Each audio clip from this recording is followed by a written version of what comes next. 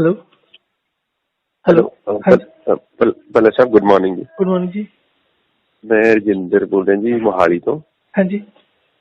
ਮੈਂ ਤੁਹਾਡਾ ਨੰਬਰ ਲਿਆ ਨੈਟ ਤੋਂ हाँ जी। ਤੇ ਤੁਹਾਡੇ ਨਾ YouTube ਦੇਖੇ ਸੀ ਤੇ ਬਹੁਤ ਅੱਛੇ ਲੱਗੇ ਮੈਨੂੰ। हाँ जी। ਤੇ ਉਹ ਨਾ ਵਾਟਰ ਰਿਸਟ੍ਰਿਕਟ ਕੀਤਾ ਮੈਂ 3-4 ਦਿਨ ਵਾਸਤੇ हाँ जी।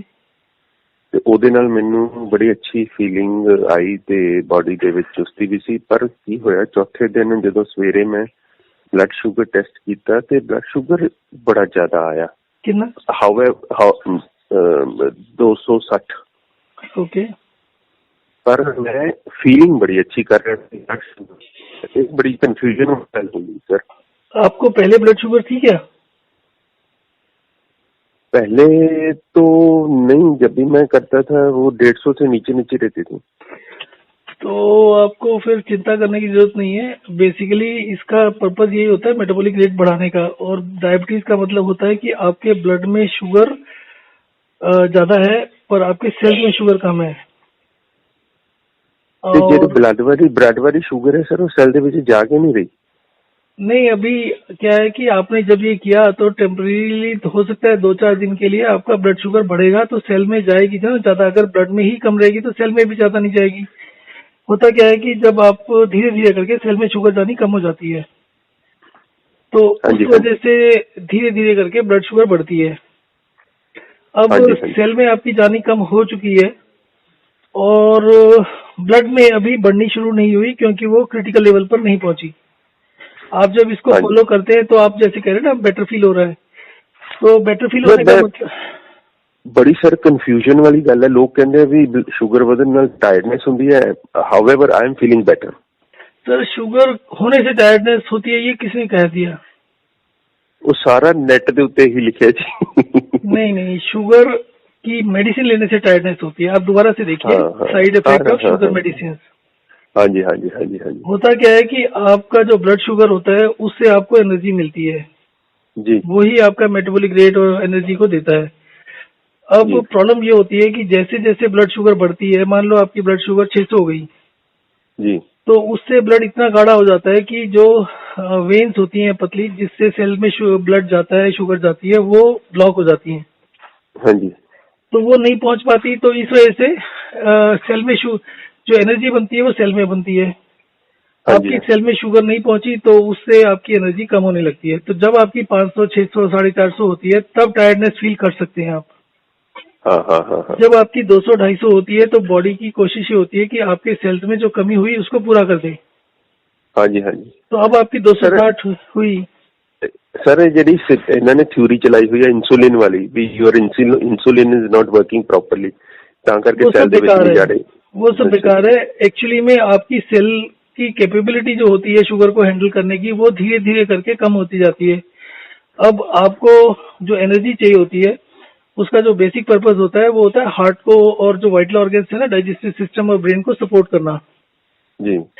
ब्रेन को और डाइजेस्टिव सिस्टम को, इन दोनों को ही काम करने के लिए करीब 50% एनर्जी चाहिए होती है टोटल एनर्जी का।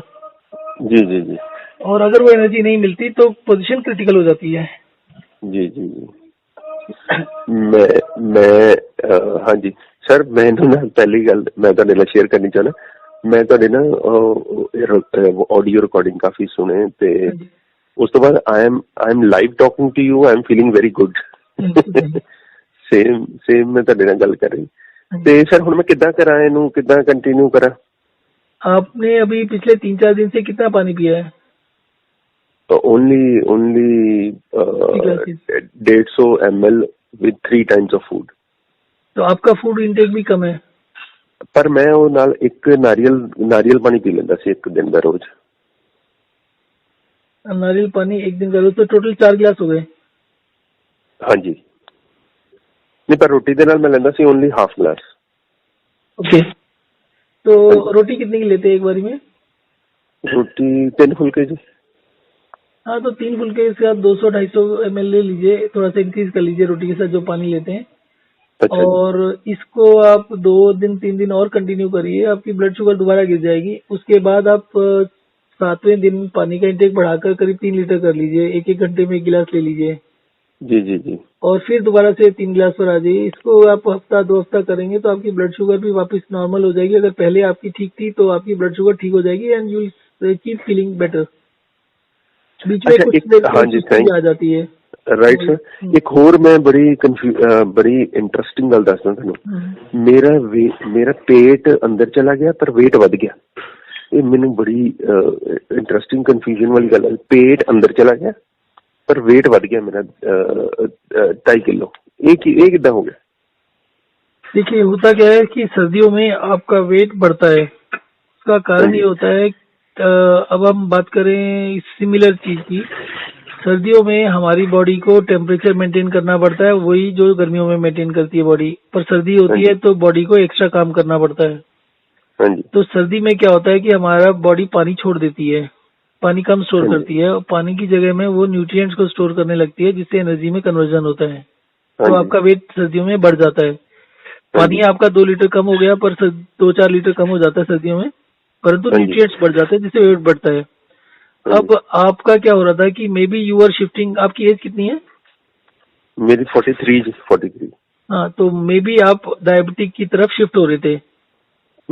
डायबिटिक की तरफ शिफ्ट होने की वजह से आपके जो सेल्स में न्यूट्रिएंट्स थे वो कम होते जा रहे थे जी।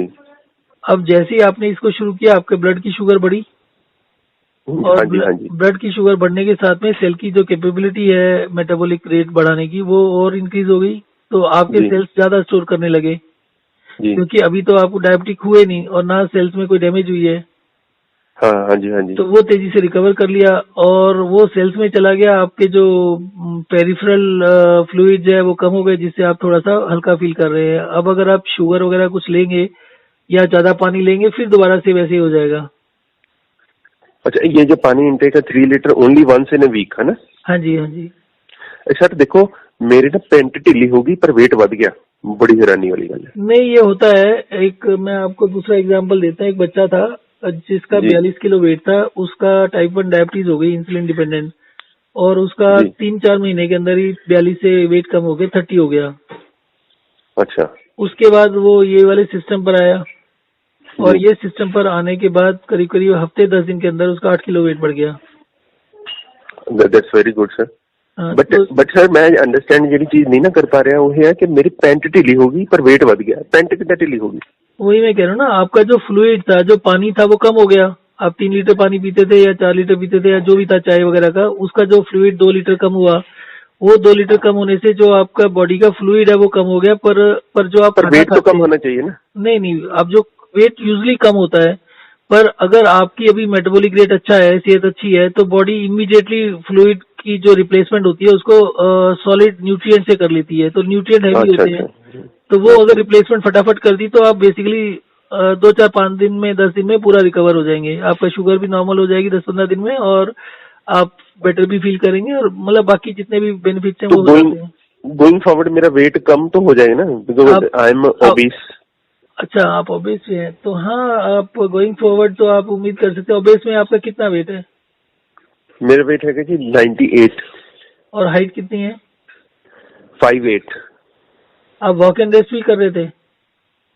वॉक एंड रेस्ट नहीं कर रहे थे। आप वॉक एंड रेस्ट भी करो।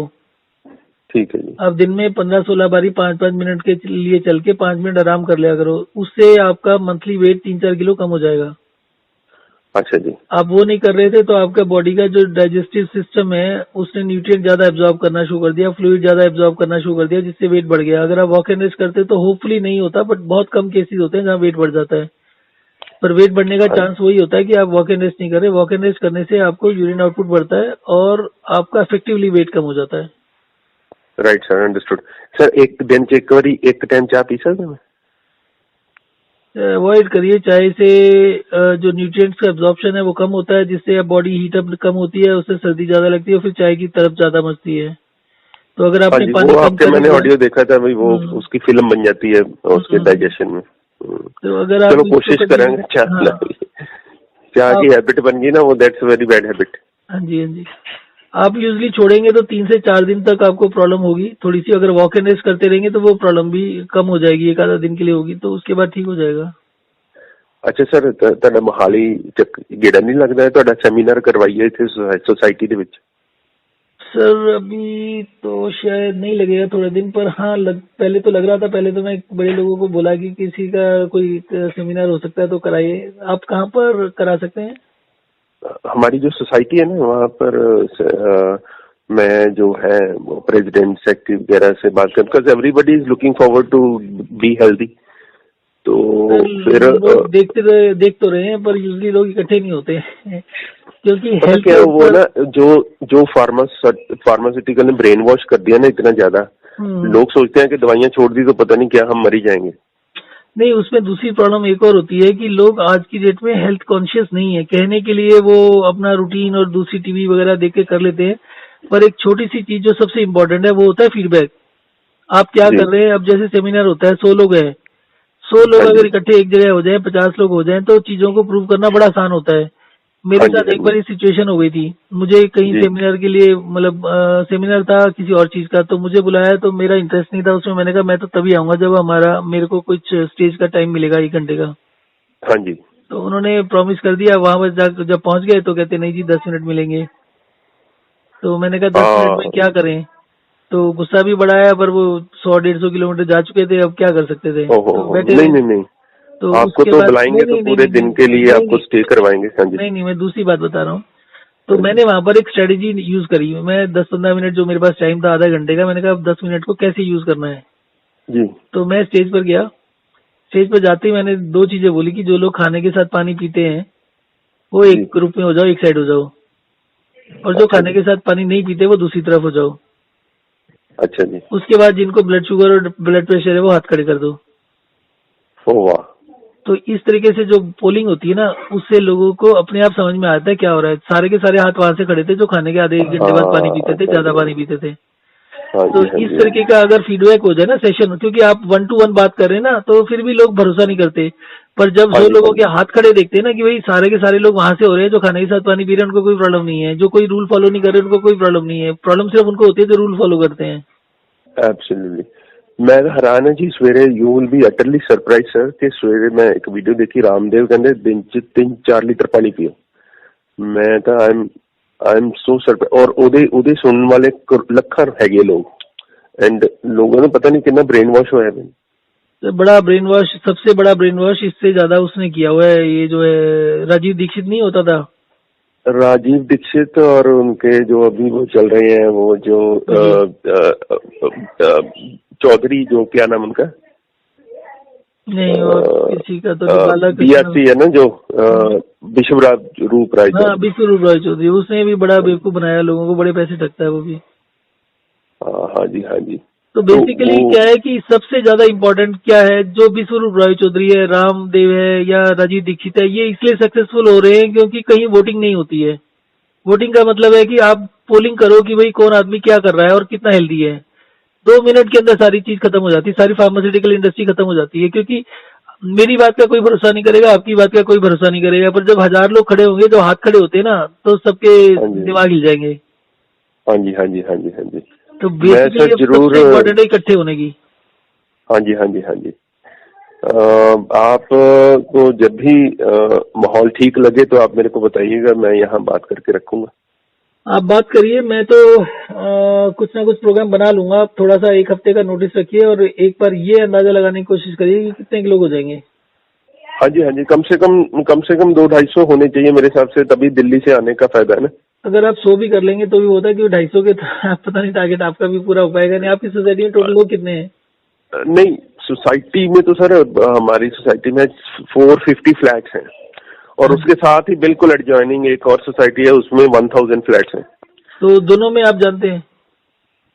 दोनों में सर वो जो है ना प्रेसिडेंट सेक्रेटरी वगैरह, वो उनके साथ मेरी अच्छी जान पहचान है। मतलब कि अच्छा वो हम एक दूसरे का रिगार्ड करते हैं।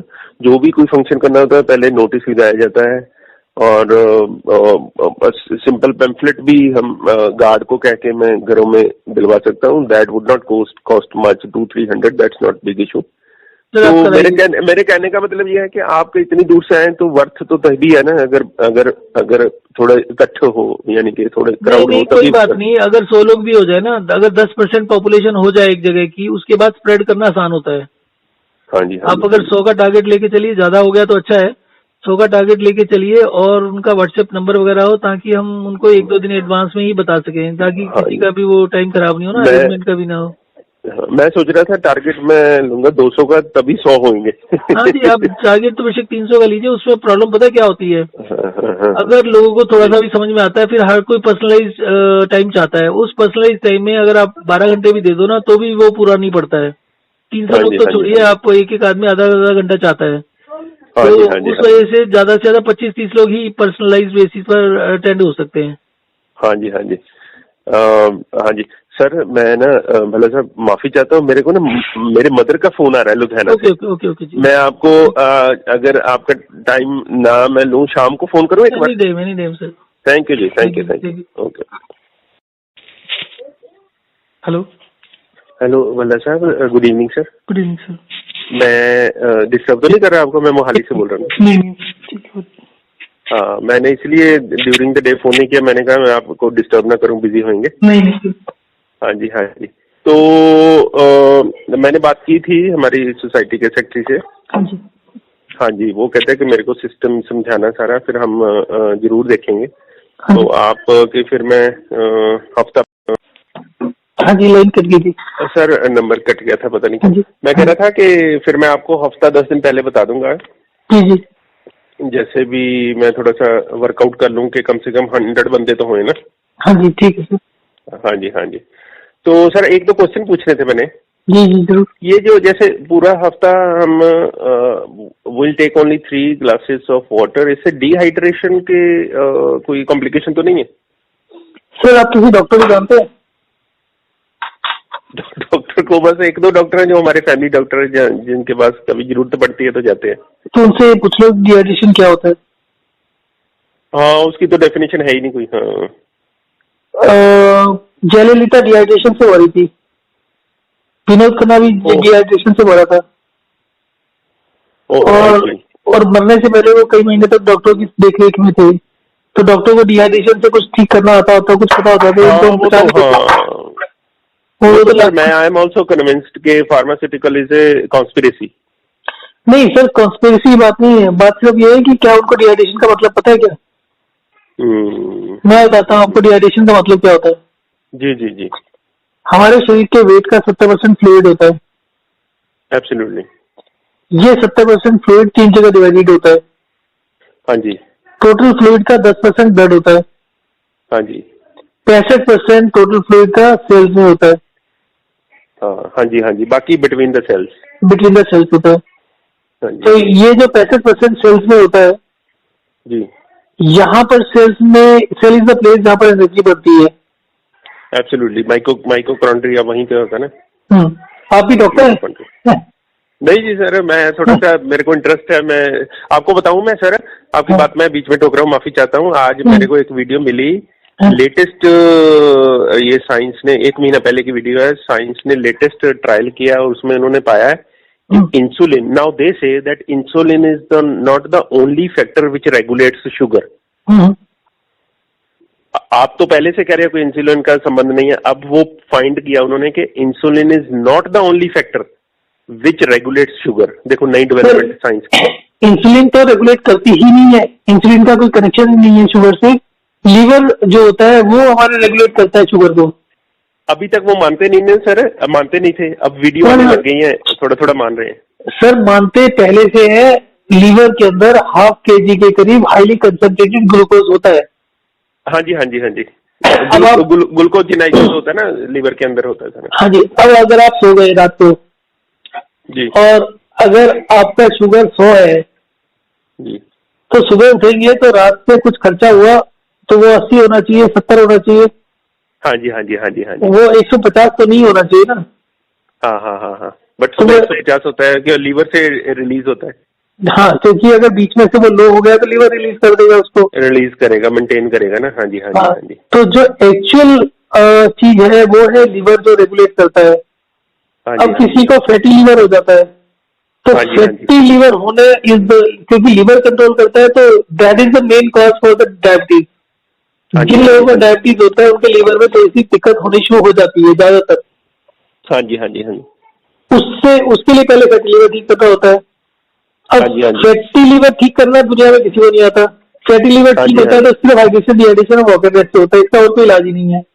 हाँ जी सर, आप वो डिहाइड्रेशन का बता रहे थे, सॉरी। हाँ, so coming back to the dehydration, अब जो सेल्स में एनर्जी बनती है हाँ जी, वो ही हमारी जिंदगी को चलाती है, एंड दैट इज क्रिटिकल। हाँ जी, अब अगर सेल्स में फ्लूइड बढ़ गया हाँ जी, तो क्या होगा कि अब सेल्स में फ्लूइड बढ़ने से सेल्स में जो कंसंट्रेशन ऑफ न्यूट्रिएंट्स है वो कम हो जाएगा। वो डाइल्यूट हो जाएगा। हाँ जी, अब वो डाइल्यूट होगा तो अब हमें इस कंसंट्रेशन को मेंटेन करना है सेल्स के, so that our cells can generate the required amount of energy which is required by the vital organ. Absolutely ठीक है जी। उसको मैनेज करने के लिए लीवर और किडनी होते हैं जो कि सेल से बाहर होते हैं। बिल्कुल जी, बिल्कुल। लीवर और किडनी ही रेगुलेट करता है कि हमारे ब्लड के अंदर कितने मिनरल्स होंगे, कितने विटामिन होंगे और कितने दूसरे माइक्रो न्यूट्रिएंट्स होंगे। आई एग्री, ठीक है जी। तो जब हमारे को एनर्जी कम पड़ रही है, जब कंसंट्रेशन ऑफ न्यूट्रिएंट्स का सेल्स में कम हो गया तो वो ब्लड में बढ़ाएगी। बढ़ाएगी, हाँ जी। अब वो हर ब्लड में बढ़ाते बढ़ाते होता क्या है कि ये जो ब्लड होता है it is a carrier of nutrients to the cells, हाँ जी, transfer of nutrients to the cells. तो धीरे धीरे करके, क्योंकि न्यूट्रिएंट्स का कंसंट्रेशन ब्लड में बढ़ रही है, हाँ जी, तो हमारा ब्लड गाढ़ा होने लगता है। एब्सोल्युटली, हाँ जी, और गाढ़ा होने की वजह से जो हमारे लीवर ने ग्लूकोज ब्लड में छोड़ी है वो सेल्स में डिलीवर नहीं होती, क्योंकि जो सेल्स में जाने वाली वेन्स है और जो पतली होती है वो फर्स्ट लाइन ऑफ एक्शन क्या होता है कि पतली वेन्स में जाना बंद हो जाता है। हाँ जी। दैट इज स्किन की वो। That is what I think की स्किन है, क्योंकि स्किन सबसे पहले इफेक्ट होती है, डायबिटीज हो, ब्लड प्रेशर हो, हार्ट डिसीज हो। हाँ जी, तो हाँ जी, इसका मतलब है कि skin is a cosmetic organ जो कि हमारा वाइटल ऑर्गन नहीं है, तो वो लोएस्ट प्रायोरिटी का है, तो इसलिए सबसे पहले वो अफेक्ट होती है। हाँ जी, हाँ जी, तो इसका मतलब है कि अगर हमें, अच्छा, फिर सेकंड स्टेज होती है जब आपकी 400-500 हो जाती है तो आपकी वाइटल ऑर्गन्स की जो टिश्यूज होते हैं उनको जो सप्लाई होती है ब्लड की वो अफेक्ट होने लगती है, क्योंकि वहां की वेन्स मोटी होती है। हाँ जी, हाँ जी, तो वो वेन्स की मोटी होती है, तो इसका मतलब है कि हमारे को जो real danger kidney failure, heart failure या दूसरी कॉम्प्लिकेशन होती है वो तब होती है जब 400-450 से ऊपर है रेगुलरली। हाँ जी, हाँ जी, हाँ जी, यहाँ पर किसी की 105 होती है तो उसको कहते हैं प्री डायबिटिक हो गए, चीनी छोड़ दो। एब्सोल्युटली, हाँ जी, हाँ जी, अब दूसरी चीज क्या है कि जब हम किसी का पानी बंद करते हैं और जो डायबिटिक है वो जी, 5-6 दिन उसकी ग्लूकोज कम हो जाती है, हाँ जी, और वो कम होने के बाद अगले करीब करीब 15-20 दिन तक कम रहती है। हाँ जी। उसके बाद वो शूट अप करने लगती है। अच्छा। अब क्या होता है कि हमारे शरीर के अंदर ब्लड होता है सिर्फ 4-5 लीटर, हाँ जी, उसमें जो शॉर्टेज ऑफ फ्लूइड होती है और जो करेक्शन होती है वो 24 से 48 घंटे में हो जाती है। हाँ जी, अगर हम उसको 15-20 दिन तक पानी के सिस्टम को रेगुलेट करें कि वो खाने के साथ पी रहे हैं तो खून इतना पतला हो जाता है कि ऑस्मोसिस प्रोसेस से वो सेल में जा ही नहीं पाता है उसका न्यूट्रिएंट्स। ओके। सेल में ऑलरेडी ज्यादा है तो ब्लड उसको डिलीवर नहीं करता, तो फिर दोबारा प्रॉब्लम शुरू हो जाती है। हाँ जी, और क्योंकि जो diabetes is not a disease, it is a defence system of the body. Blood pressure is not a disease, it is the defence system of the body. हाँ जी, हाँ जी, हाँ जी। तो जब आप उसको सप्रेस करते हैं तो मल्टीपल बीमारियां शुरू हो जाती है। हाँ, फिर सारा मेटाबॉलिक सिंड्रोम खतरे में हो जाता है सारा। हाँ, फिर मेटाबॉलिक सिंड्रोम चालू होता है। तो ये जो बोलते हैं कि मेडिसिन का नुकसान कम होता है और फायदा ज्यादा होता है, this is a questionable thing. क्योंकि डायबिटीज में आपका एनर्जी लेवल ऊपर जाना चाहिए, तो एनर्जी लेवल ऊपर नहीं जाता, accept in case of people जिनका 500-600 रह रहा है और उसकी वजह से उनके वाइटल ऑर्गन्स आर अफेक्टेड और उसकी वजह से उनका एनर्जी लेवल लो है। अगर किसी का 200-250 है, 300 है और वो 300 के ऊपर मेडिसिन लेता है तो डेफिनेटली उसका एनर्जी लेवल कम होगा। हाँ जी, हाँ जी, हाँ जी।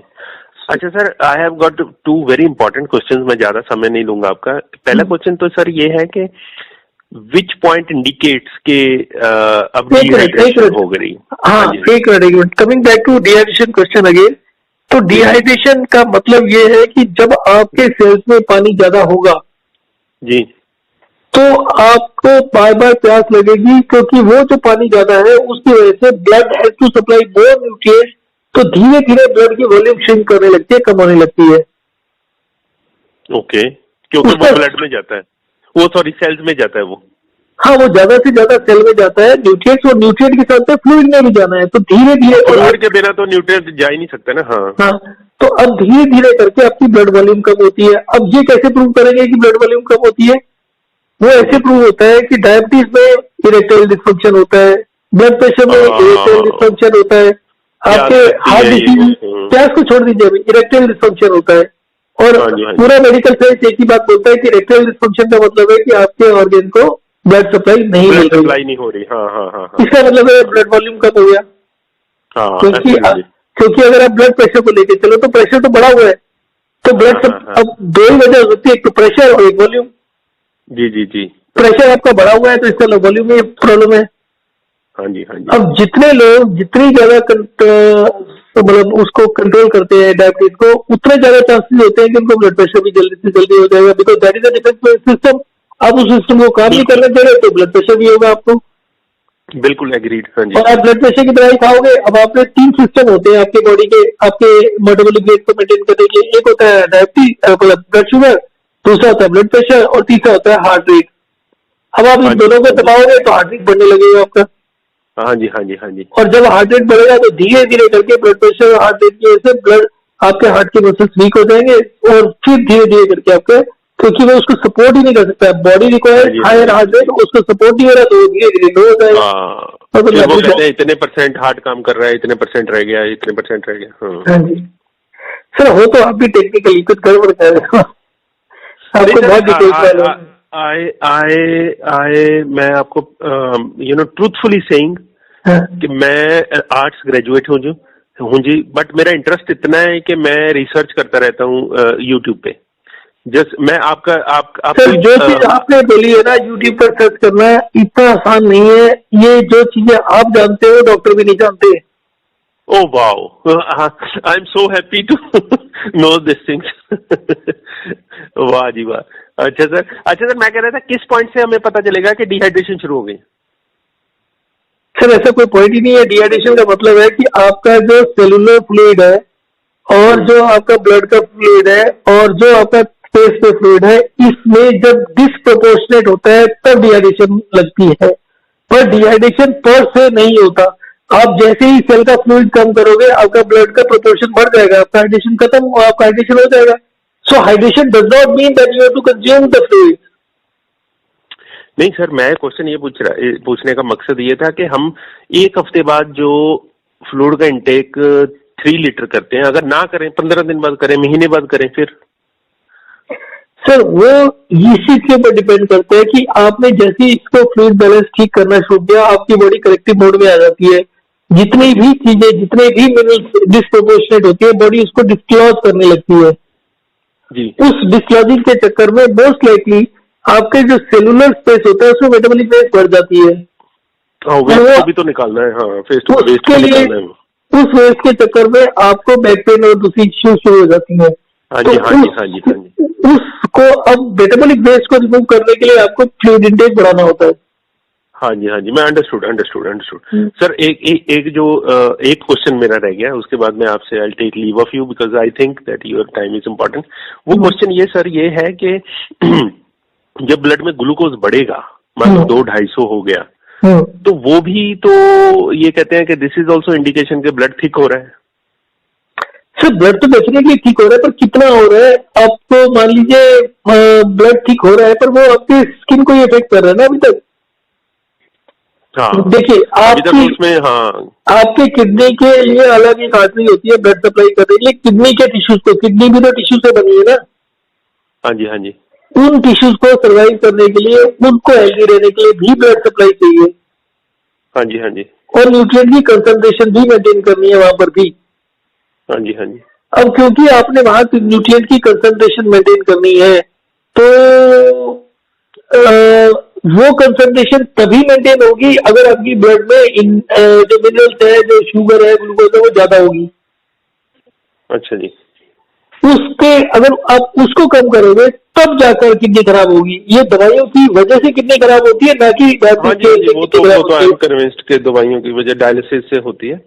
मैं सर मैं आपको बताऊं, जो आप स्टेटमेंट दे रहे हो कि insulin does not regulate blood sugar, this is a revolutionary statement against the entire medical system of the world.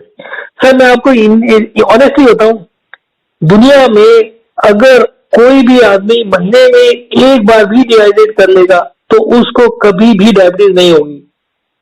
My goodness. अगर मैं वॉकेंडर्स को मतलब अगर कोई भी आदमी शुरू के 6 महीने 8 महीने साल के अंदर पकड़ा जाता है जिसको डायबिटीज हो गई, उसको ठीक करने में सिर्फ 15 दिन चाहिए। वाह जी वाह वाह वाह। सर मैं ना आई एम सो obliged कि you gave me time in the morning also now also. Thank you so much Bhalla ਸਾਹਿਬ। मैं ना जरूर ਤੁਹਾਨੂੰ ਨਾ ਮੈਂ ਇੱਥੇ ਕਰਦਾ जरूर अपनी सोसाइटी ਦੇ ਵਿੱਚ ਤੇ ਤੁਹਾਨੂੰ मैं हफ्ता 10 दिन ਪਹਿਲਾਂ जरूर ਦੱਸਾਂਗਾ जी। ठीक है जी, ठीक। Thank you sir, thank you so much. Thank you very much.